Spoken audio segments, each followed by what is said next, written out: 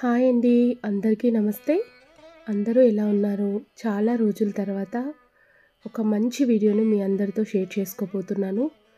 వసంత నవరాత్రులు 9 రోజులు కూడా చాలా చాలా సంతోషంగా నాకు ఉన్నంతలో నాకు తోచినంత అమ్మవారిని ప్రతిరోజు ఒక్కో రకం పూలతో నేను అర్చన చేసుకున్నాను. అలాగే పూజించుకున్నాను. అమ్మవారి కరుణ ఎంత ఉంటుందంటే అసలు మనం మాటల్లో చెప్పలేమండి. అమ్మ కనుక తలుచుకుంటే సాధ్యం కానిదంటూ ఏదీ లేదు ఈ ప్రపంచం లోపల. త్రిమూర్తులను సైతం కూడా అమ్మ తన కంటి చూపుతోనే అన్నీ కూడా మూల బిందువు పైన కూర్చొని రక్షిస్తుందట. ఈ లోకాన్ని కాపాడుతుంది. మరి అలాంటి అమ్మవారిని నేను ఈ 9 రోజులు పూజ చేసుకోవడం వల్ల అమ్మ నాకు ఎలా కరుణించింది, అమ్మ ఏ రూపంలో నాకు అవకాశాన్ని ఇచ్చింది, ఎలా దర్శనం ఇచ్చిందనేది ఈరోజు ఈ వీడియోలో షేర్ చేస్తున్నానండి. చాలా రోజుల తర్వాత షేర్ చేస్తున్నందుకు ఏమీ అనుకోవద్దు. మీ అందరికీ తెలుసు మా ఇంట్లో హౌస్ కన్స్ట్రక్షన్ జరుగుతున్నాయి. ఆ వీడియోస్ కూడా పెట్టండి అని అడుగుతున్నారు. సో నేను ఆ కన్స్ట్రక్షన్ వల్ల బిజీ ఉండడం వల్ల వీడియోస్ అన్నీ తీసాను, కానీ పోస్ట్ చేసేంత టైం లేక కొంచెంగా అయితే లేట్ చేశాను. అయినా కూడా నా మనోభావాలన్నీ కూడా మీతో పంచుకోవాలి. అలాగే నేను చేసుకున్నటువంటి ఈ పూజ ద్వారా మీరు కూడా చాలామంది త్రిశతి స్తోత్ర రత్నావళి పారాయణ చేశారని, 9 రోజులు మణిదీపవర్ణన చదువుకున్నారని పర్సనల్గా ఇన్స్టాలో అయితే నాకు చాలామంది మెసేజ్ చేశారు. 9 రోజులు మణిదీపవర్ణన పూజ చేయడం వల్ల వాళ్ళకి ఎలాంటి అద్భుతం జరిగిందో కూడా నాతో సబ్స్క్రైబర్స్ షేర్ చేసుకున్నారు. సో అందుకోసం నా అనుభూతుల్ని కూడా మీతో ఇలా పంచుకుంటున్నాను. ఈ వీడియో మీకు ఆధ్యాత్మికంగా, అలాగే మీకు మనసు బాగా లేనప్పుడు మనం చేసుకునేటటువంటి పనులపైన మనం దృష్టి పెట్టాలంటే ఎలా మనం అమ్మవారిని ధ్యానించాలనేది మీకు అందరికీ కూడా యూజ్ అవుతుందండి. సో ఖచ్చితంగా ఈ వీడియో ఎక్కడ స్కిప్ చేయకుండా చూడండి. అలాగే మీకు మనస్ఫూర్తిగా ఈ వీడియో నచ్చితే కనుక నా కోసం ఒక లైక్ అయితే షేర్ చేయండి. ఇక వీడియోలోకి వెళ్ళిపోదాం. నేను వసంత నవరాత్రులు స్టార్టింగ్ రోజే మీ అందరికీ చెప్పాను, కలశం పెట్టుకుంటాను, అమ్మవారికి ఒక్కో రకం పువ్వులతో పూజ చేసుకుంటాను. ప్రతిరోజు ఉదయం నాకు తోచినట్టుగా, అంటే అప్పుడే పిల్లలకి ఎగ్జామ్స్ టైం ఉండిందనమాట. మార్నింగ్ అయితే నేను పాలు, పండ్లు, బెల్లం అలా పెట్టి పూజ చేసుకొని సాయంత్రం వరకు కూడా ఉపవాసం ఉండి, అంటే అల్పాహారం తీసుకొని సాయంత్రం ఏదైనా నైవేద్యం చేసి అమ్మకు పెట్టి 9 వత్తుల హారతి కానీ, 9 పువ్వొత్తులు కానీ, లేదా నార్మల్గా 9 వత్తులని నేను నేతిలో తడిపి ప్రతిరోజు 2 పూటల అమ్మవారికి మనస్ఫూర్తిగా హారతి అయితే ఇచ్చుకున్నాను. ప్రతిరోజు అమ్మవారి దగ్గర శ్రీచక్రానికి, అలాగే అమ్మవారికి కుంకుమార్చన చేసుకున్నాను. నాకు చాలా ప్రశాంతంగా అనిపించింది. విశేషం ఏంటి అంటే ఏదో ఒక రూపంలో అండి ఖచ్చితంగా అమ్మవారు ఈసారి మందారాలైతే తెప్పించుకొని మరీ అమ్మ అలంకరించుకుందనమాట. మనం మనసులో అనుకుంటే చాలు ఆ అమ్మవారికి తెలిసిపోతుంది అనేది ఇదే నిదర్శనం. మా ఇంట్లో కూడా మందారాలు పూస్తాయి. మామూలుగా రోజు 5, 6, 7 లేదా ఒక 5 పువ్వులు, 4 పువ్వులు అయితే ఎండాకాలం కదండి ఖచ్చితంగా పూస్తాయి. కానీ అమ్మవారి పంచమి రోజు, అంటే ఏ రోజైతే లలిత నవమి ఉంది కదా, శ్రీరామ నవమి రోజు అమ్మవారికి మనము 9వ రోజు పూజ చేసేసి తాంబూలం ఇచ్చి ఉద్యాపనిస్తాం కదా. 108 మందార పూలు అమ్మవారు ఎలా అందజేసిందంటే అది నాకు కూడా తెలీదు. మామూలుగా ఇంట్లో నార్మల్గా పూచేదానికన్నా 4 ఎక్కువ పువ్వులు పూచాయి ఆ రోజు. సరే సంతోషంగా అమ్మవారికి పూజ చేసుకుందాం అనుకున్నాను. మాకు తెలిసిన ఒక ఆవిడ ప్రొద్దున నేను ఇలా పూజ చేసి గంట కొట్టానో లేదో, మామూలుగా నైవేద్యం పెడదామని హారతి ఇద్దామని అనుకునేసరికి ఒక బుట్ట నిండా మందారాలు తీసుకొని ముత్తైదుగా మా ఇంట్లోకి అయితే వచ్చింది. నాకు చాలా ఆనందంగా అనిపించింది. ఆవిడెవరో తెలీదు, ఇప్పటివరకు నాకు పరిచయం కూడా లేదు. కానీ ఇక్కడ మా ఇంటి దగ్గరలో సిద్ధి వినాయక స్వామి దేవాలయం ఉందన్నమాట. ఆ అమ్మవారికి ఒక చీర కావాలి, అంటే మేము శారీస్ అమ్ముతాం కదా, నాకు ఒక చీర కావాలి, ఎవరో చెప్పారట ఇక్కడ అమ్ముతారు, దొరుకుతాయని చెప్పేసి అమ్మవారికి నేను ఓడిబియ్యాన్ని సమర్పించాలనుకుంటున్నాను. షాప్కి వెళ్ళేంత టైం లేదు, నేను గుడికి వస్తే మీ అడ్రస్ చెప్పారండి, నాకు ఒక రెడ్ కలర్లో చీర కావాలి, నేను అమ్మవారికి సమర్పిస్తాను, అలాగే బ్లౌజ్ కూడా కావాలి అని చెప్పిందనమాట. సరే ఈ రూపంగా అమ్మ నా దగ్గర నుంచి తీసుకెళ్తుందేమో అని అనుకొని ఇస్తానని అనుకున్నాను. కానీ బుట్ట నిండా మందార పూలతో సహా వచ్చిందండి. నాకు అది చాలా ఆశ్చర్యంగా అనిపించింది.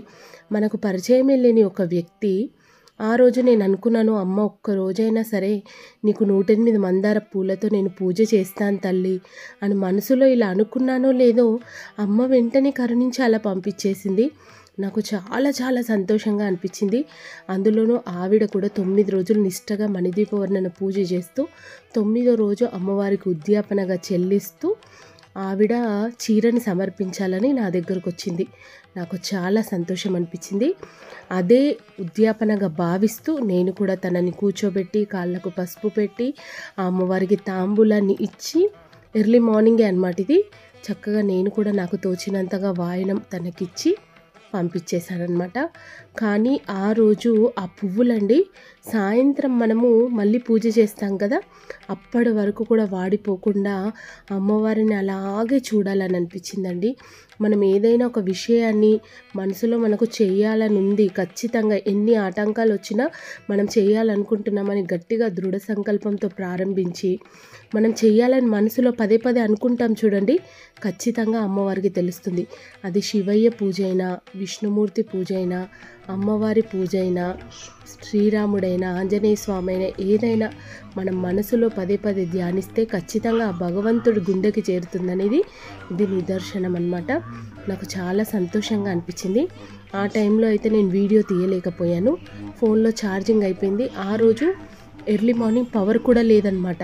సరే పర్లేదులే నేను అన్నాను తనకి, కొంచెం క్లిప్స్ తీసుకుంటాను అంటే పర్లేదమ్మా తీసుకో అని అనింది. కానీ అప్పటికే నా ఫోన్లో ఛార్జింగ్ లేకపోవడం, పవర్ కూడా లేకపోవడం వల్ల ఇది కూడా అమ్మవారి సంకల్పమే కావచ్చు, ఆ అమ్మవారి ఈ రూపంగా వచ్చిందేమో అని నేనైతే భావించాను.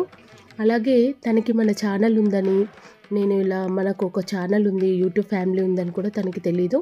తర్వాత చెప్పిన తర్వాత ఆమె చాలా సంతోషంగా ఉంది. 9 రోజులు ఆహర్నిశలో అమ్మవారిని ఆరాధిస్తున్న మీ దగ్గరికి నేను వచ్చి ఇలా అమ్మవారి చీర కోసం వచ్చి తీసుకెళ్ళడం కూడా అది అమ్మవారి సంకల్పమే అని ఆమె కూడా చాలా చాలా సంతోషపడిందనమాట.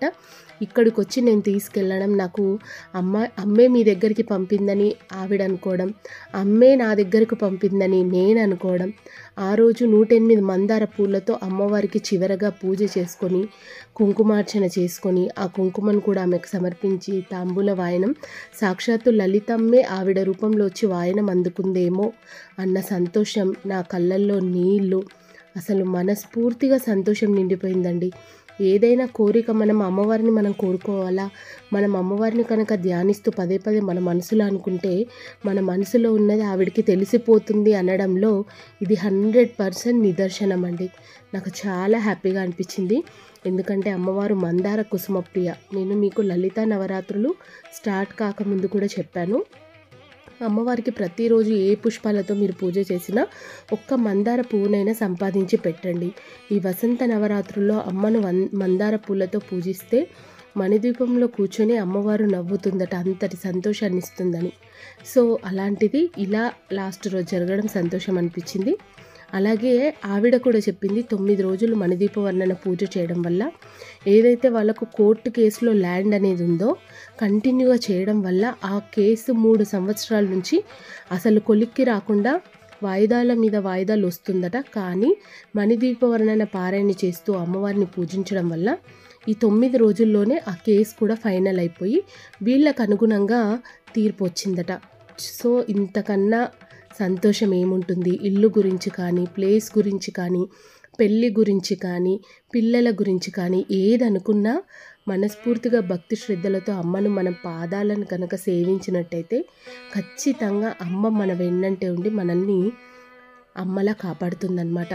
సో ఇదే అండి ఈరోజు వీడియో. నాకు చాలా సంతోషంగా అనిపించిన విషయాల్ని మీతో పంచుకుంటున్నందుకు నాకు ఇంకా ఆనందంగా ఉంది. ఈ వీడియో కనుక మీకు నచ్చితే షేర్ చేయండి. ఎవరైనా మణిదీపవర్ణన పూజ ఎలా చేసుకోవాలో తెలీదు, చాలామంది చాలా రకాలుగా చెప్తున్నారు, మీరు ఎలా చేసుకున్నారు అక్క అని అడిగితే నేను ఖచ్చితంగా మీకు కావాలంటే నాకు మెసేజ్ చేయండి. నేను మణిదీపవర్ణన వీడియోస్ అన్నీ కూడా లింక్స్ అన్నీ కూడా డిస్క్రిప్షన్ బాక్స్లో మీకు ఎవరికైనా ఇంట్రెస్ట్ ఉంటే చెప్తే ఖచ్చితంగా వీడియోస్ అన్నీ కూడా మీకోసం పంపిస్తాను.